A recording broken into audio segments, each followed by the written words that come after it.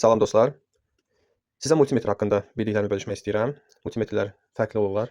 Əlimdə gördüyümüz bu normal, yəni normal multimetrlərdən hesab olunur və elektriklərin demək olar ki, bütün işlərini görə bilir.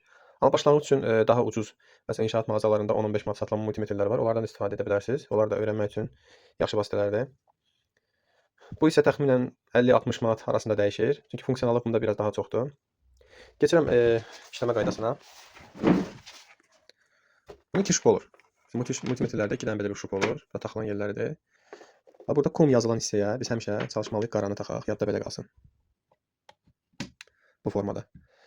İkinci qırmızı şübhə isə, görürsünüz burada 3 dənə yuva var. Bu yuva əgər biz HZ tezliyi və yaxud da həcmi və yaxud da prazvonka, müqavimət, voltaj, temperatur, yəni bu funksiyaları ölçəcəksə, qırmızı şübhə bura taxırıq. Yox, əgər amperajla bağlı əməliyyatlar edəcəksə, qırmızı şübhə bura taxırıq və yaxud da ki, tezlik bura taxırıq. Yəni bu tezlik bizə çox az lazım olur, amperaj hərdən lazım olur. Ən çox istifadə olunan funksiya elektriklər üçün bu hissədir. İlk funksiya bizdə olacaq burada NCV funksiyası. Bu kabellərin üstünə tutaraq, məsələn burada onun datçiki var. NCV yazılıb.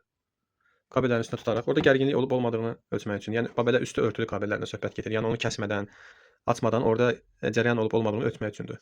Bunun üçün heç nə, bunu götürüb tuturuq belə bunun üstünə. İstənilən hissəsini tuturuq kabelin. O bizə orada gərginliyin olub olmadığını göstərir. Bu həm də divarın içindən də göstərir. Məsələn, 1 sm-ə qədər və yaxud da ki, bəzi yerlərdə 2 sm-ə qədər olan hissələrdə gərginliyin olub olmadığını göstərir.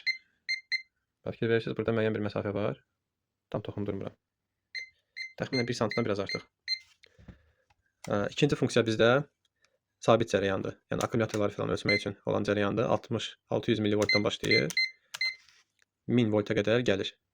Yəni bu şubların hərəsini, məsələn, şubların birini plusa, birini minusa qoyub burada voltajı görmək olar. İkinci və dalğalı. Bu dəyişən cərəyandır. Bunu köhnə videolarda göstərmişəm sizə. Bu da 1000 volta qədər rozetkalarda evə gələn gərginliyi ölçə bilir. Növbəti funksiyalar cərəyan şiddətidir. Amperlə ölçülür. Dəyişən cərəyan və sabit cərəyan. Bunları ölçmək üçün xüsusi bir video hazırlayacağım, hansı formada ölçülməli. Çünki bu birbaşa şubları bağlamaqla ölçülmür. Onu başqa cür ölçürlər.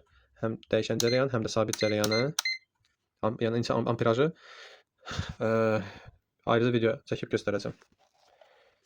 Deməli, növbəti funksiya C, temperatur funksiyasıdır. Bu testerin özünün xüsusi belə bir şubu var, indi üstümdə deyil. Onu taxırıq bura və ucun dəmirini istənilən səthə yaxınlaşdırıb, onun temperatur nə qədər olsa ekranda göstərəcək.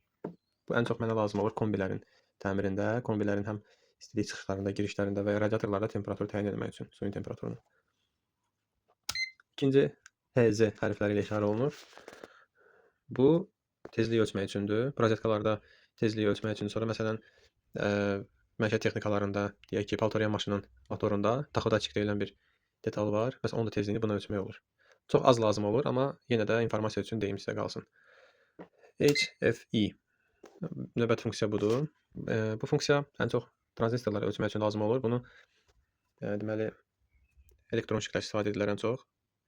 Gələcəkdə elektronişik olmaq istəyən, ümumiyyətlə bu sahədə çalışmaq istəyən dostlarımız bu funksiyanı istifadə edə bilərlər. Bunun haqqında da video çəkəcəm. Növbəti funksiya prazvonka funksiyasıdır.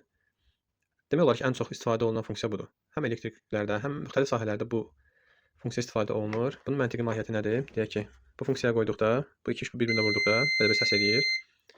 Deyək ki, bir ucunu qoyuruq kabelin bir tərəfinə. Tək əllə tutmaq biraz çətindir. Qoyduq bir tərəfinə, bunu da bir tərəfinə qoyuruq. Bu səs eləyir. Deməli, bu gördüyümüz qara naqildə heç bir abrıq, heç bir qırıq yoxdur. Eyni zamanda bunu bir-birinə tutanda burada müqavimət də göstərir. Çünki hərdən olur ki, bəzi kabellərdə qırıq olmur. Daha doğrusu qırılır, amma cüzi toxunduğu üçün o funksionallığını itirir. Ona görə burada bu eyni zamanda müqavimət də göstərir. Növbəti funksiya müqaviməti ölçmək üçündür. Müqaviməti biz onunla ölçürük. Müqavimət də ən çox lazım olan funksiyalardan biridir. Həm ev ustaları bundan istifadə edə bilir, həm texnik ustaları ən çox bundan istifadə edir. Eyni zamanda deyək ki, elektriklər, avtomobil elektrikləri bu funksiyanın onlara çox gərəklidir. Bax, məhz bu müqavimət. Çünki bütün detallar, bütün texnikaların hər birinin özünün müqaviməti olur. Xüsusən də avtomobillərdə deyək ki, datçiklər olur. Müəyyən datçiklər, məsələn, belə bir Kia maşınının datçikidir. Bunun özünün şubları bura tutaraq, bu iki kontakta tutaraq özünə məxsus bir müqaviməti olur. və o müqavimətə əsasən biz o datçikin işləyib işləmədiyini təyin edə bilirik. Bundan başqa digər texnikalarda da deyək ki, paltarya maşını olsun, qabiyan maşını olsun, kombi olsun, onların hər birinin, hər bir detalının, xüsusən məsələn, temperatur datçikləri var kombilərdə. Ən çox onu bu funksiyanı ölçürük və bu funksiyaya görə onun işləyib işləmədiyini təyin edə bilirik. Sonra növbəti funksiya gəlir bizdə mikrofarad, 100 mikrofarada qədər ölçür. Bu kondensatorları ölçmək üçündür. Düzdür, mənə elə də çox lazım olmayıb. Məsələn, texnikaların üstündə belə kondensatorlar olur. Bunların özlərinin həcmi olur. Bu həcmi ölçmək üçün və yaxud da bunun işləyib işləmədiyini ölçmək üçün bu funksiyadan istifadə etmək lazım olur. Bunu ölçmək üçün başqa yollar da var. Yəni onlar üçün də ayrıca video hazırlayacağam. Sonra leave funksiyası deyək. Leave funksiyası rozetkada və ümumiyyətlə xəttdə fazanın hansı olduğunu təyin etmək üçündür. Burada bizə bir dənə şub lazım olur bu funksiyada. Məsələn, bu funksiyada daxil səs eləmir. Deməli, bu minusdur. 0-dur. Belə səs eləyir. Deməli, sağdakı faza idi. Yəni, bunda funksiyası bundan ibarətdir. Yəni, əsas funksiyalar bunlardır.